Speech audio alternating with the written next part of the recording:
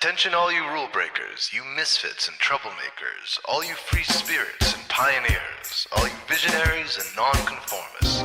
Everything the establishment has told you is wrong with you is actually what's right with you. You see things others don't. You are hardwired to change the world. You are listening to the Spiritual Activist Radio Show, and I am Rahasya Uncensored, where we look at the world not as it is, but as we know it can be, if and only if we have the courage to question the answers we've been given. This is our world, and it's time for us to take it back.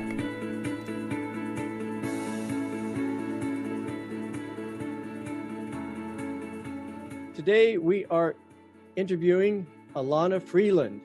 And Elana, the last time we talked was about your book, Under an Ionized Sky, From Chemtrails to Space Fence Lockdown. And I tell you, I've read that book a couple of times, and pretty much everything you're talking about seems to be unfolding.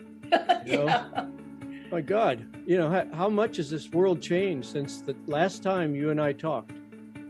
You know? Well, it's coming to fruition now. The setting up of the space fence and the lockdown around us, electromagnetic and chemical.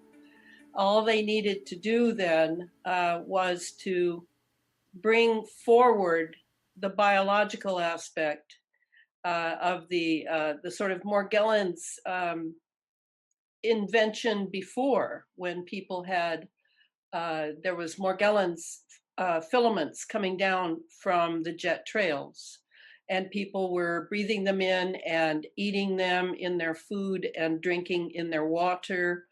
And we had just begun to understand through the work of Clifford Carnicom, the independent scientist who has done so much for this. He laid the groundwork to understand how the environment was going to be, was literally being set up to be the epigenetic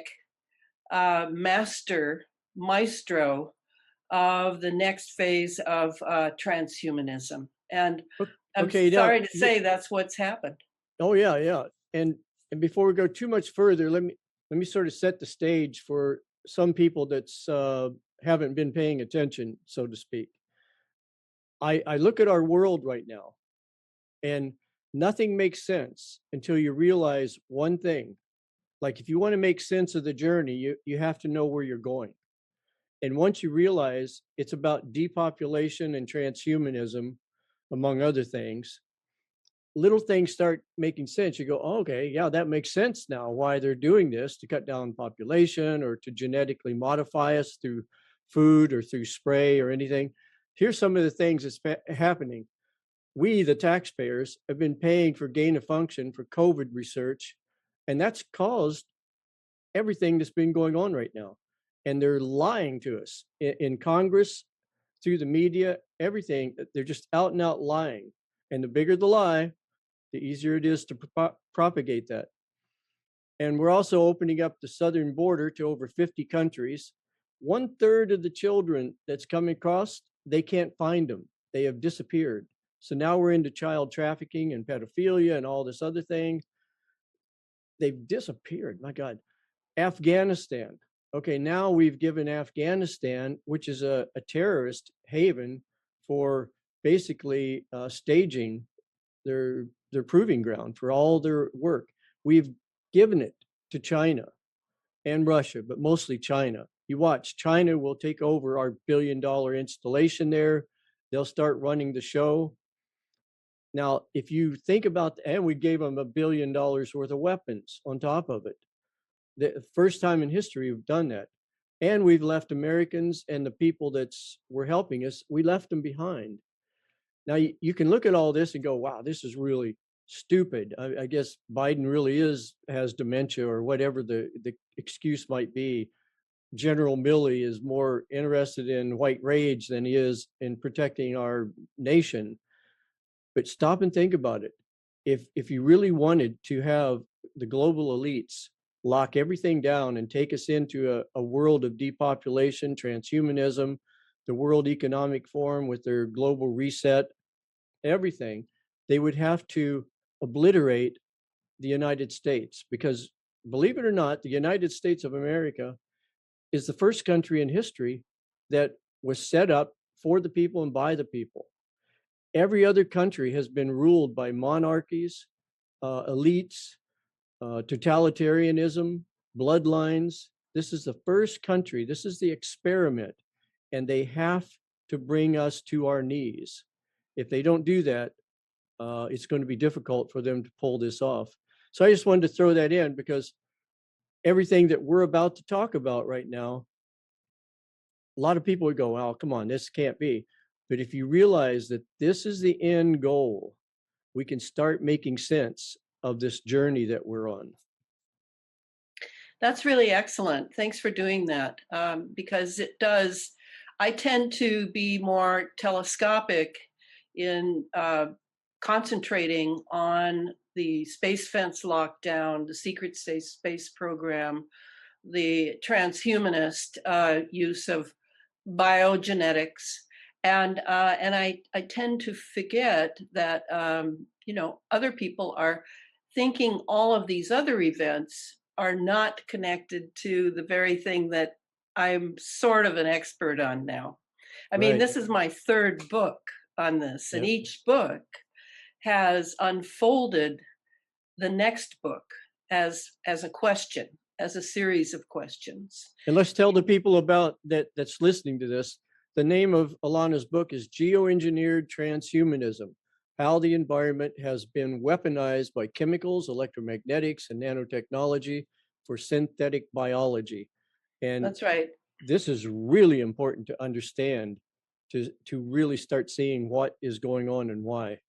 And it is strange that I really started writing this book 2.5 years ago, before the lockdown, before the COVID-19 drama, and yet I was on the trail already. So when it hit, I couldn't believe it or not, my good fortune that the very thing I was tracking was now making a huge world move. And so the whole book is actually probably a year late, because I've had to spend this last year and a half looking at and listening to videos and doctors, technocrats, everything, in order to making probably a couple thousand pages of notes, in order to understand how it was being done, and what the where the devil is always in the details. It's I'm known for being very detailed. I like to do that so that people can know where I've been, and then they can go in directions they see that they need to go in. So I used to think this book wouldn't have nearly the number of footnotes that the last book had, but truthfully it has more pages and footnotes than the Under an Ionized Sky. So I started out with Chemtrails, HARP, and the Full Spectrum Dominance of Planet Earth. That was in 2014. And that book is important because it details the HARP, the High Frequency Active Auroral Research Project up in Gakona, Alaska, by looking at Bernard Eastland's patents for how to control the ionosphere. Yes, we do control the ionosphere, absolutely. And that was through HARP and other ionospheric heaters. At the same time, in order to do that, in order to run that kind of electromagnetic power through the phased array antennas, they needed to lay a lot of chemicals from the stratosphere, and those would come down into our atmosphere. So that's where the whole chemical trail thing began. But it wasn't just about, and at that time, I thought it was just about the secret space program, which Catherine Austin Fitts talks about and others do.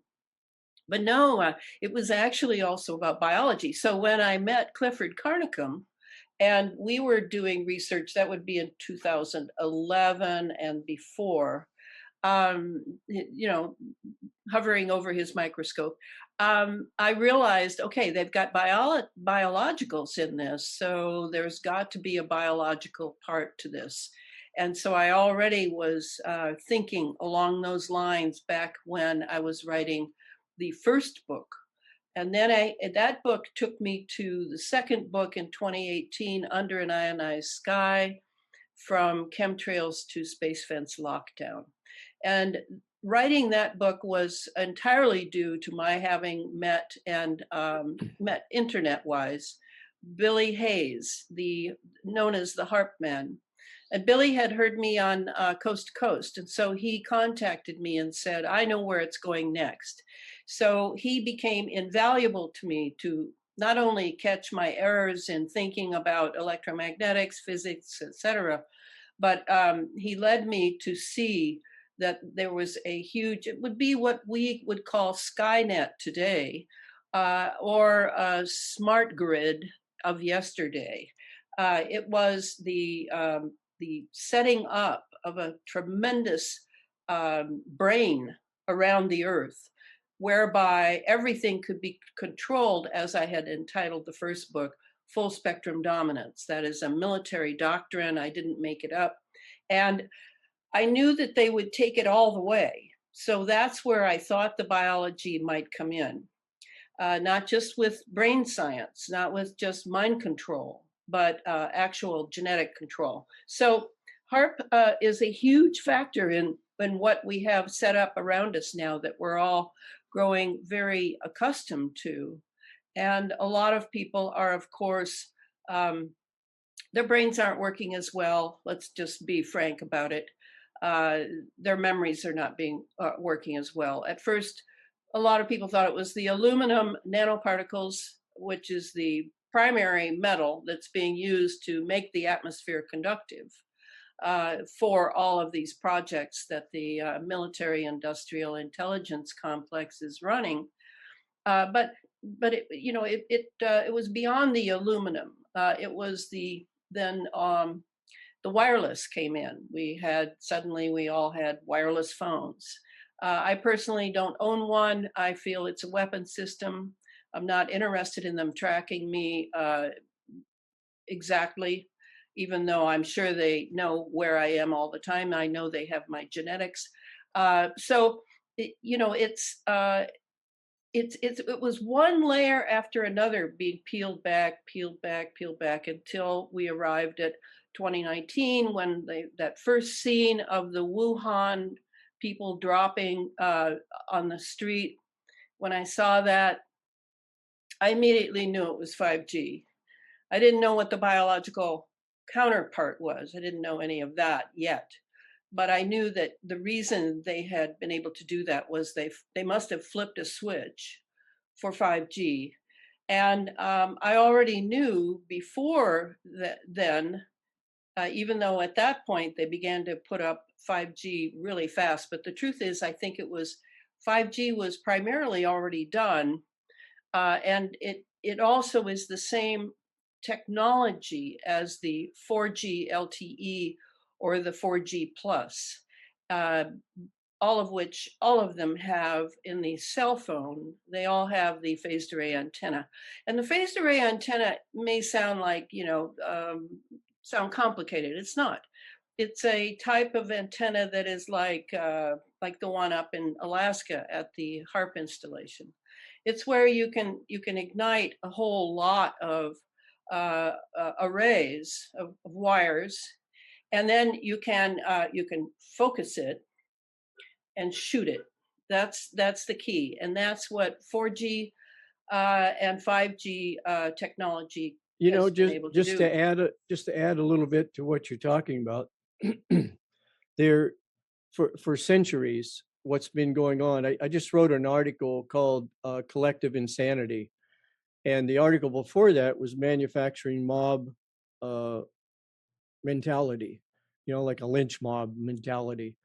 Well, come to find out, there's a lot of psychology that the elites and the globalists have been using for not decades, but centuries.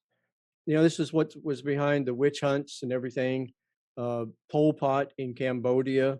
I mean, how do you get a country to kill 1/3 of its population because they read and write and wear glasses? That is collective insanity. Now, up until that point, you could get like a community, a village to kill all the women. They had villages in Europe when this was over, there was hardly any women left. They'd killed them all.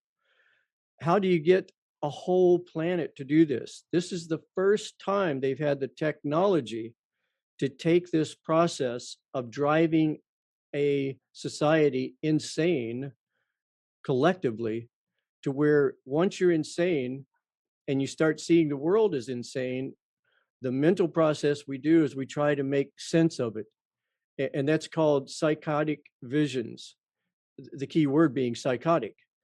Once you have a psychotic vision of the world that you live in and you start trying to make sense of it so you don't think you're going crazy, you go deeper and deeper and deeper into the rabbit hole until eventually you either have a psychotic break or you reach inside, and by listening to things like what we're doing right now, listening to people that's talking about this, waking them up from their slumbering dream, and then you start facing whatever the fear is. And the fear is exactly what you're talking about right now. This is something people fear, but if we face it, we break that illusion away and we start seeing reality as it truly is. And I'd like to add one more thing. Your book has so many references and everything. This is how I tell if somebody's lying to me or not. If I have two people up on the stage and this person saying, hey, this is safe to do, and this person saying, no, this is dangerous. And you go, well, why is it dangerous? They say, well, here's the references, here's the scientists, here's all the research, the lab results, everything. It's right here, read it. Then you go over to the guy that's saying it's safe, it's perfectly safe. You say, well, where is your evidence? Well, it's proprietary and we don't like to divulge that information. And besides, you just trust us. Well, I know who's lying at that point, you know? So references is really important, because I guarantee you would probably have a difficult time getting some of these people and interviewing them, because they wouldn't want to talk to you because you have facts, those little pesky things on your side. Yes, and that's exactly why I'm so big on references. I really do want people to question what I'm saying, and I want them to go and read the sources I've chosen. Not that all the sources are particularly perfect. I don't really know in some cases, but they're the best I could find, and the best that my intuition, because I have a very large intuitive faculty along with my good intellect, and to be able to present what is really going on so that people can make changes in their lives and protect themselves and their children and their grandchildren. So, yeah, I wanted to add, that's so good that you brought up that. Truthfully, I could give an entire lecture on occult brotherhoods and how they have controlled things for centuries with real psychic phenomena, and I would say chemical phenomena and electromagnetic phenomena. I mean, a lot of the things that we think have just been invented really were not just invented. They were just controlled by very narrow interest groups for 2 or 3 centuries. So the thing about your idea of it being psychological, I agree with that. I would add that the other thing that we're not used to is that every part of our thinking and sensing, emotional life, all of it each has its particular frequency. And now it is well known that the frequencies, all the frequencies of the brain, of our emotional life, our endocrine glandular life, all of these frequencies are all known. That's what really was going on those years of the Human Genome Project, was really nailing down all the way from MK Ultra, when they had a certain list of frequencies. But now that MK Ultra has gone remote, and I call it EMK Ultra, E for electronic, um, people can be easily programmed from a distance. And the way it's done So in other words, when you're thinking of mass hysteria, like we've been seeing happening, and the people who wear the masks who don't seem to know that a virus, 50,000 virus could go through one pore of the mask easily. We really also have to think of the frequencies being projected either by satellite, triangulating with cell towers, utilizing the Internet of Things in people's homes and neighborhoods. Even the 60 hertz in the walls now can be our enemy in the sense of being used to implement a frequency that will control our mood, our thinking, our decisions about politics, about will make us become very knee-jerk when someone brings up a particular name or a particular term.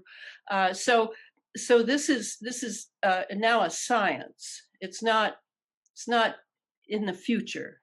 It's already here, and I guess that's why I'm a bit forgiving of people who are completely overtaken by and believing real nonsense if they would do even the least bit of work on it.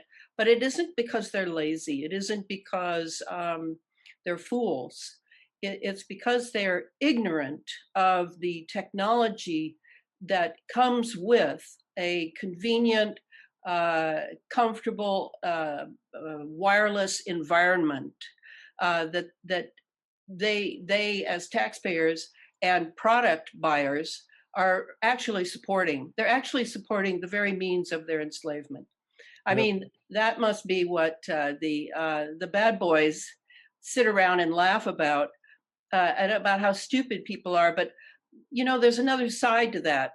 The other side to how stupid people can be, how easily programmed, how hypnotic people are, is that there used to be some virtue in being a leader and in knowing that you were leading people in consciousness, that they were dependent upon you to teach them the technologies, to teach them the way to live in a civilization that has gone in a different direction. But instead, these people who are so-called leaders are taking advantage of people and have entered the precincts of true evil.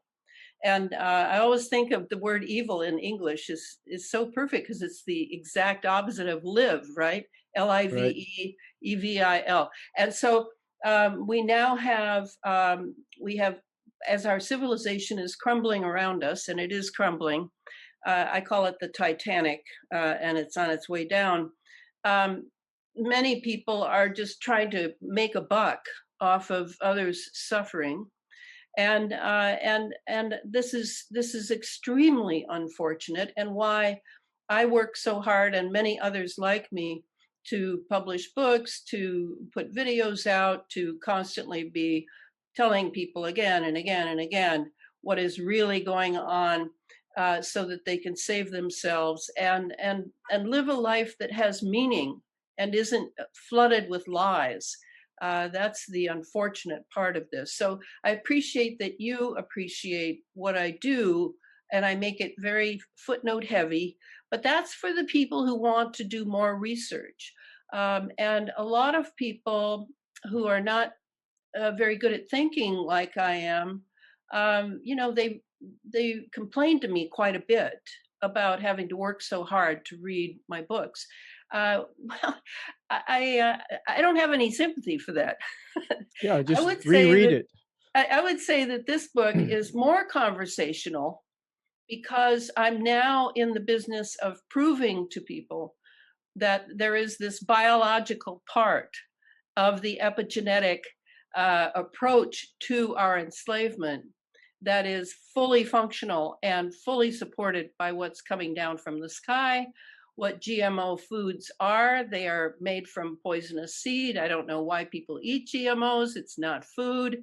Pay a little more for organic, and then going to hospitals and going to doctors, to a system of medicine that I simply it doesn't work for health. It's great for accidents and and when you're almost murdered. I would just like to add something to what you were saying about heroes.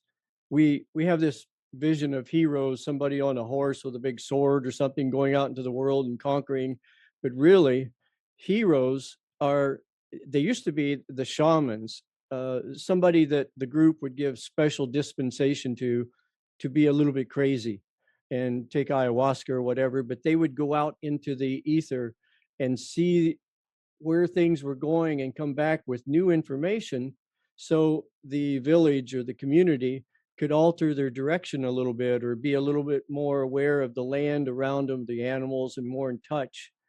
Now we've entered into, and we made that illegal, by the way. We made psychotropic drugs illegal, I think, for that reason, because you do go out into this other ether and bring back information and go, hey, there's another reality here that we're not paying attention to. But the other heroes are whistleblowers, and we've also made that illegal. Whistleblowers are coming to us saying, hey, guess what's happening behind the curtain? Now we've made that illegal. But it's also people like you, the people that are coming back and saying, hey, look what's happening here. And I think if we don't pay attention, it's only going to, like, I've been taken off of YouTube twice for simply saying the truth. All I said was, I think we should question the election, no matter, especially if you think it was a legal election, you should want to question it, right? Right, right. They took me off for being supplying some kind of racial statements. It didn't even make sense. And the other one was for supplying medical information, false medical information. And all I was doing was I was playing Fauci, saying one thing one day, one thing another day, one thing another day, another thing, on and on and on and on and on. So we're being censored heavily, heavily. They haven't got to the hardcover books yet, but they're forcing us all. Like, I don't know what happened to a lot of my followers on YouTube. They just sort of dwindled and disappeared. But now I'm pushing everybody towards BitChute, and the ultimate is the BBS Radio podcast, because that's where you and we can talk about anything we want to talk. If we want to say a cuss word, it's not going to get censored. If we want to talk about the government, it's not going to be censored. But they're coming after us one by one.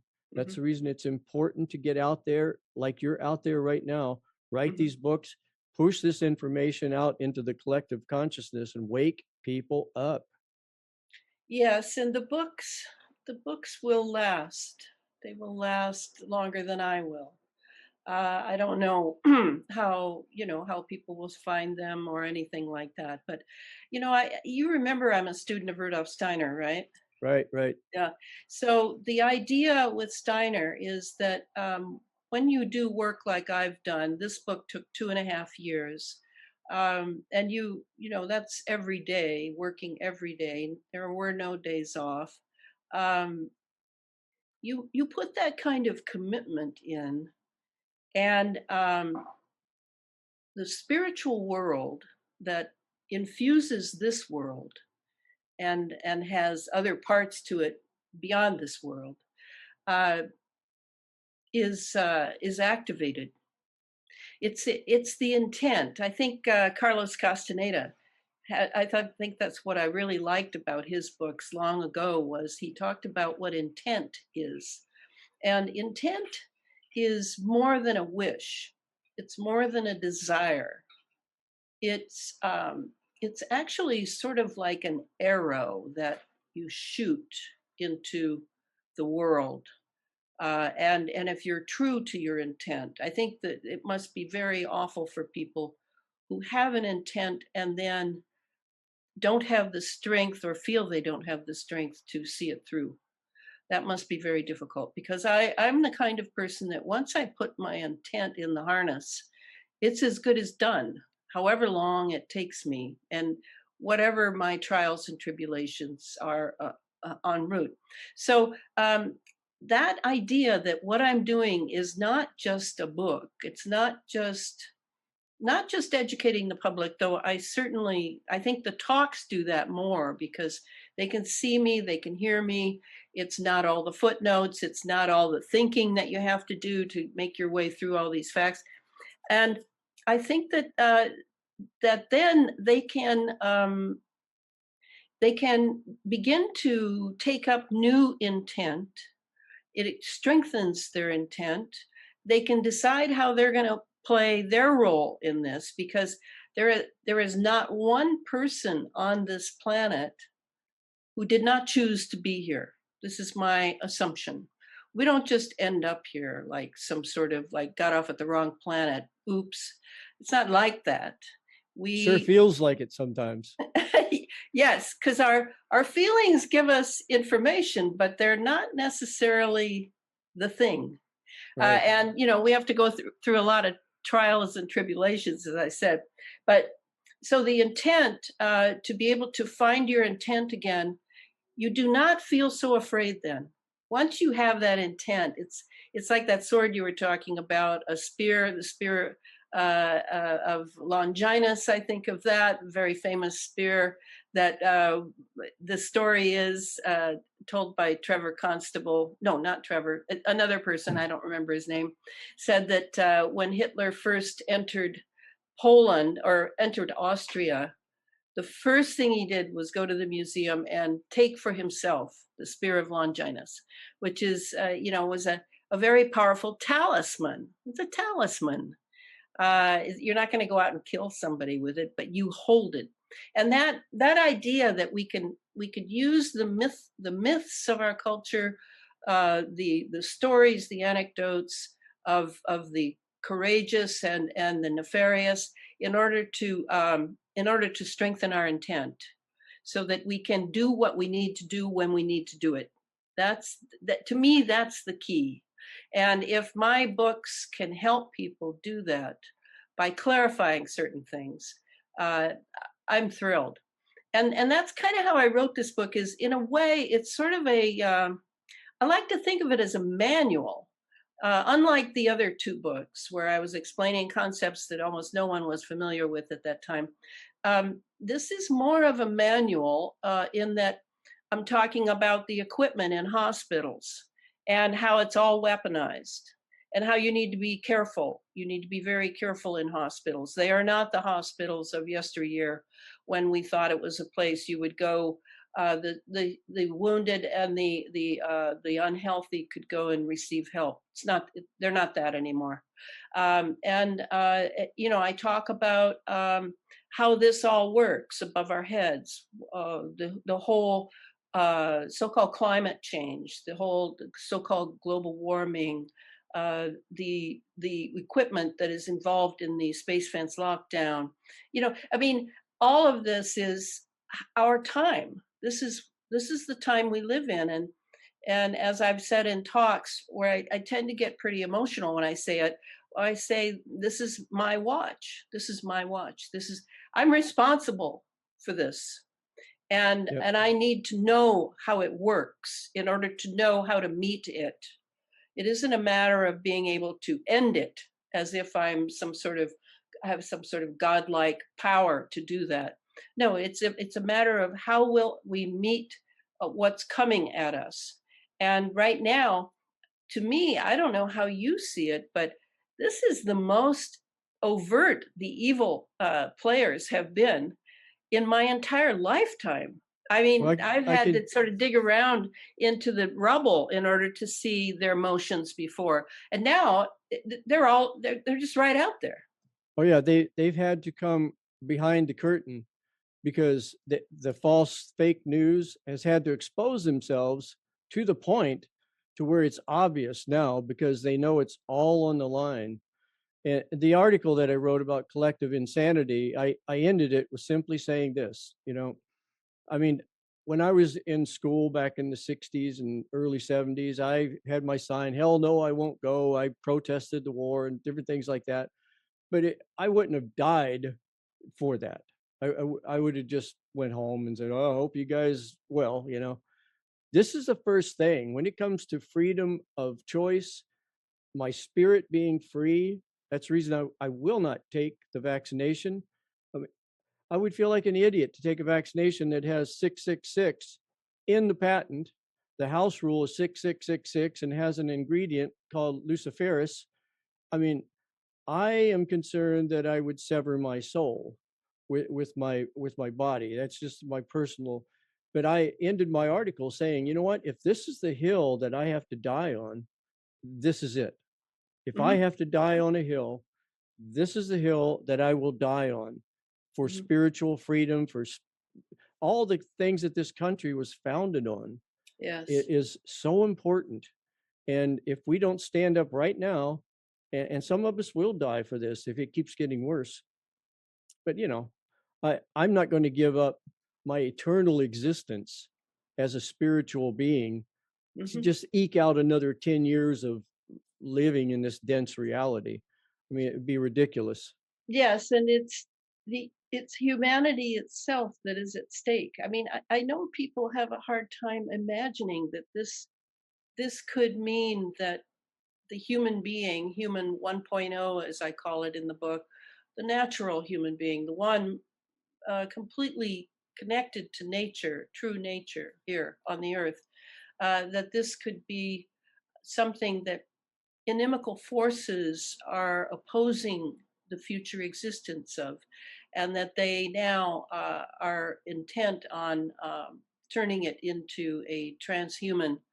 And therefore, with that category, which is patented, by the way, then transhumans, those apparently one of the tactics of this so-called vaccination, this gene therapy that's going on now, gene alteration, really, is that these people will not prove to be human anymore. And therefore, any Nuremberg 2 trial that comes to, to, to claim that they have gone against the human rights clause won't mean anything because these people are not human anymore. Okay, you know what? And Just to add to what you're saying, I just read this the other day too, and I wish I had it in front of me. The Supreme Court declared that transhuman people do not have constitutional rights. right. And you go, what? You mean they are recognizing that we either have or going to have transhumans, humans that have gone over to this other silicon based way of being, electronics and everything.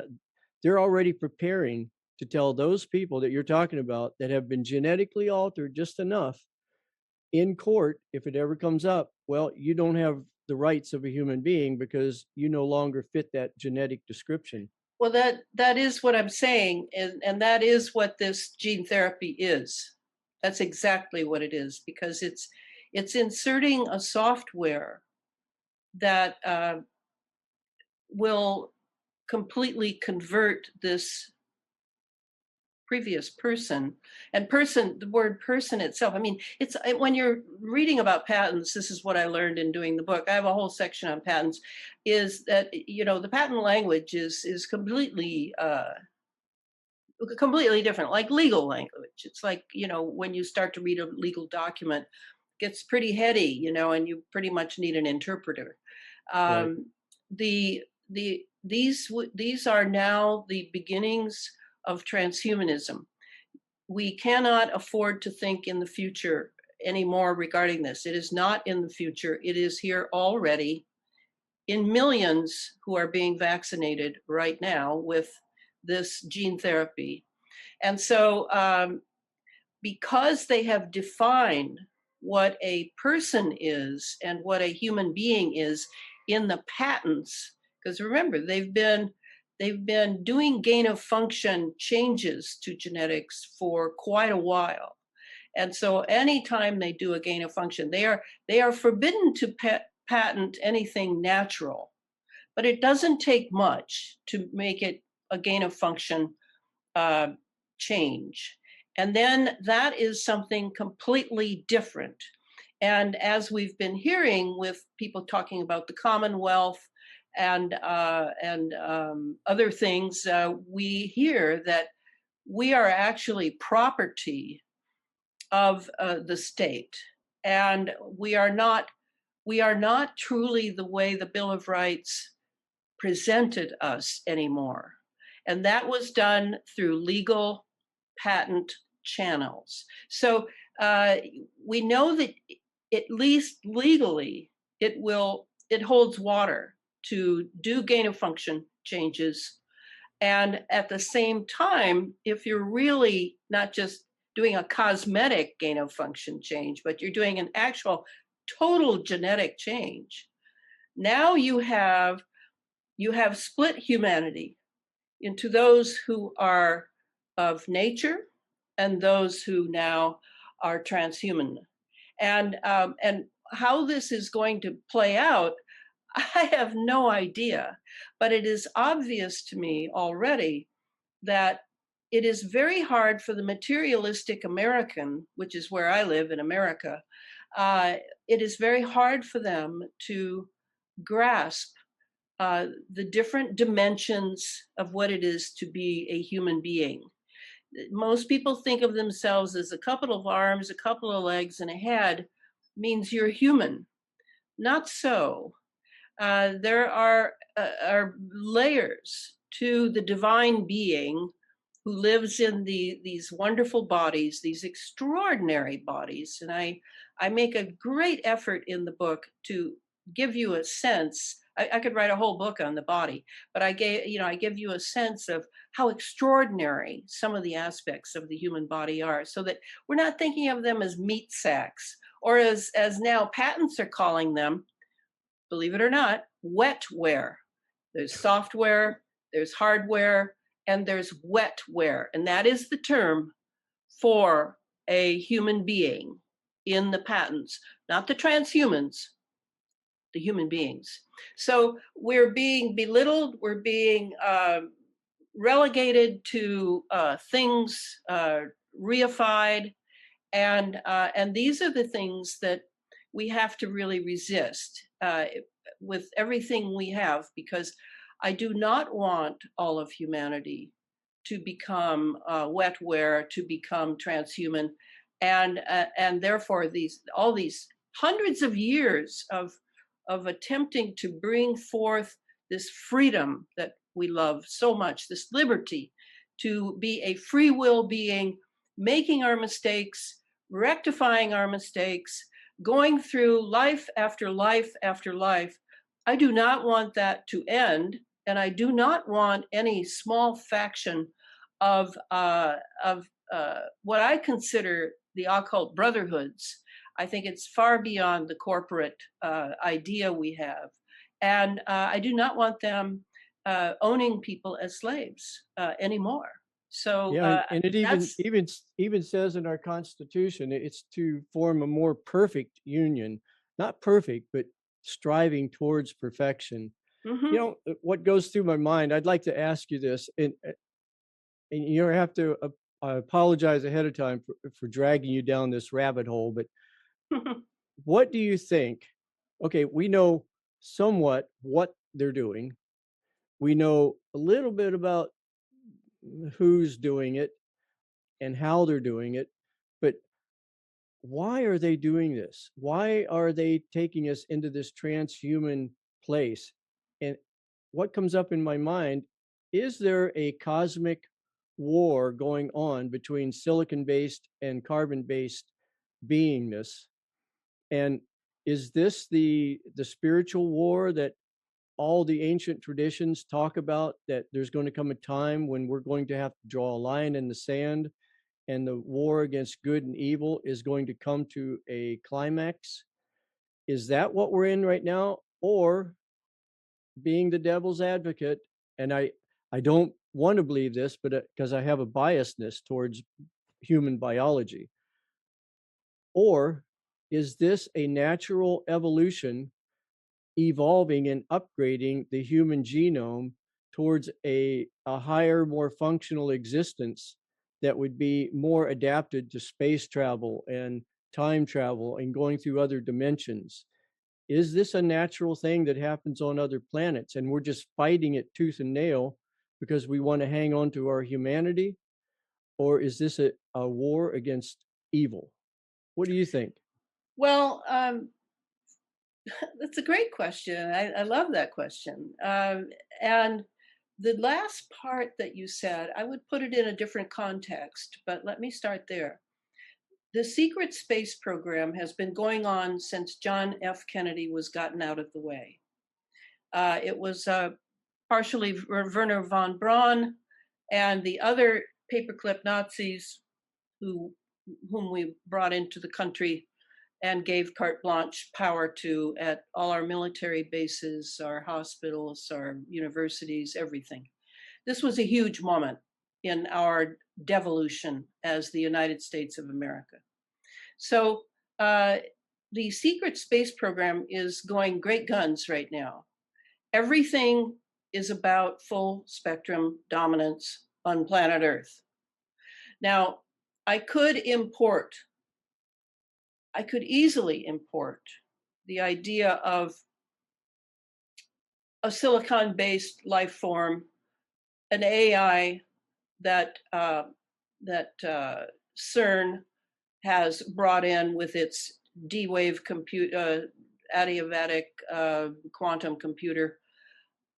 Yes, I'm sure that that's going on as well here, because there are entities in various parts of the universe who do not have these bodies and can take different shapes and move into various humans who've left a nice vacuum for them by abandoning their true humanity.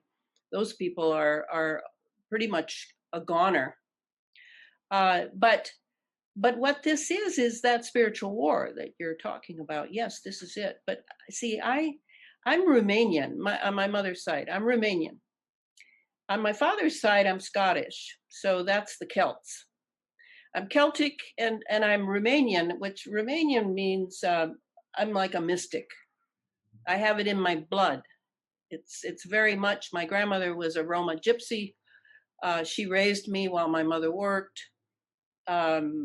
She was clairvoyant. She was extraordinarily helpful in our Eastern European community in Detroit, Michigan, of 5 square blocks of people who were from Ukraine, from Russia, from Hungary, Czech Republic, all of Eastern Europe. We were all Eastern Europeans.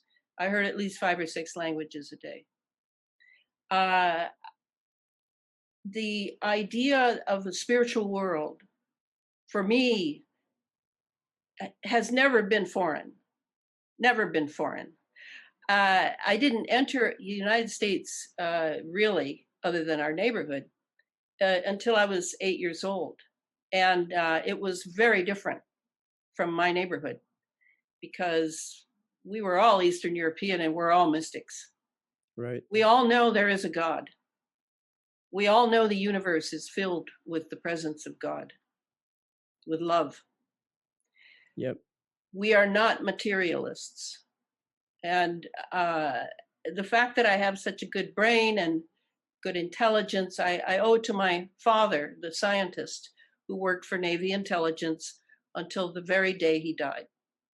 And Do you know that there's almost, I think, at least up until a few years ago, maybe still, in charge of NASA, any of the big programs they've had, they've always had a Scottish person there. Well, and whatever he was doing, I believe he was building bombs during the war for the Navy in the South Pacific, but he was a very messed up guy, but a very brilliant man. And so okay, a Romanian mystic girl with the brilliant brain in America, where my grandmother, almost weeping, told me that she thought it was the greatest country on earth, but she now knew that Dracula had come to America. Right. And it was sadder than sad for her. And I've pretty much carried that burden my whole life. I mean, I don't talk about it because most of the people around me are not Romanian mystics. But what I'm telling you is that for me, the spiritual world is real. And so this war, even if it includes entities from other quantum realities, even if they are being created by satanic rituals in castles. However you want to cut that, the real war is with the spiritual world. And what it is there's a bunch of once they were humans on this planet who are very brilliant, probably all the way back to Atlantis. Probably it goes back very far, and they are attempting to drag us down into a controllable species and to keep the planet for themselves. They don't Right. want the spiritual world. They don't want the gods involved. And Rudolf Steiner had said over and over that the human being is the religion of the gods. You know, And when I he read said that, I read something by Rudolf Steiner. I wish I had it in front of me, but maybe you've read it. Years and years and years ago, he said exactly what was going to be happening with yes, vaccinations and right, young that children. that they would come to a vaccination, develop a vaccine, which when you took it would completely cut off any thoughts that you might have for anything spiritual. Yeah. And I And think that's what's behind the vaccination. It's to sever yes, our connection with soul and yes, spirit and the higher yes, and functioning. that's the key. And so for me, knowing what I know about the spiritual world, it is very easy for me to fight in this war because I know exactly where my intent lies. And I love humanity. I mean, of course there are human beings I'm not real fond of, but that means nothing. It's the journey of the human being, the religion of the gods, because it is the first being who is attempting in a body to actually live a spiritual life on the earth. This is Yeah. a huge undertaking. You know how hard it is. We've all been there. We've all had our moments, and you get to decide what the spiritual life is, and hopefully you're along the track of what a real spiritual life is. But it has to do with free will, and it has to do with intent. And I do not want these people controlling us from an AI system, from AI systems. I simply will not. I do not want it to happen on my watch. Well, think about this, Alana. If you look, and I'm not a religious person, but I haven't thrown out the baby with the bathwater either. There's some really important information in religious writings. And the one thing that stands out right now is we were told that we were created just under the angels for a little while. And the thing that we have that separates us from all the other creatures is the power of choice. We can decide, we can make a choice between good or evil. And I think that's what's behind, like you mentioned, Dracula. If Dracula comes to your home, you have to invite him in. He can't just come barging in. If Satan comes to your door, you have to invite him in. If this vaccination comes into your presence, you have to allow it. Otherwise, you can say no. And that it's that power of choice that we have to hold on to at all costs, because that is probably the one God-given attribute that we have that makes us greater than angels. And that's why they're muscling people now, not telling them to go and get the vaccine, but muscling them with losing their job, losing their Right. livelihood, losing their food, and the constant pushing. I mean, Satanism has done very well in the United States, and Satanism is an actual religion. I don't know why people think it's just a Halloween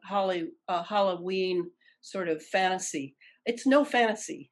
I don't Yeah. know if people have ever met one. I've met probably two uh, card carrying, practicing Satanists. Very, very polished, very charming, Yeah. very pleasant, Well, and I've met two people that's escaped from satanic circles and rituals, and yes, their parents were into it, and they were into it, right. and it was like, I mean, when you hear the story, you just go, "Oh my God!" you know? That's right. How could That's right. somebody even live through that? It's And to unbelievable. escape from it, they've had to change their names. They've had to change where they live, sever all contacts with family.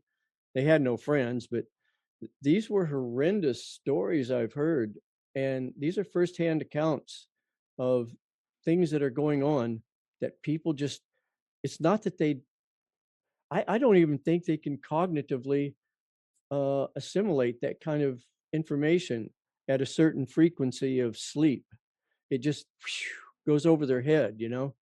And in this book, I have a section of movers, a section in which I'm looking at different mindsets that people are not totally conscious of, that we're encountering daily. And check out the one I have on the military. You know, and yeah, time, man, time just flew by. Tell us how we can get a hold of you, your book, and everything.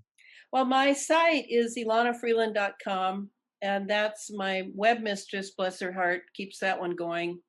And then I have been kicked off Facebook, but I have one last tentacle there, which may not last, called EMF, something to do with geoengineering. I don't remember.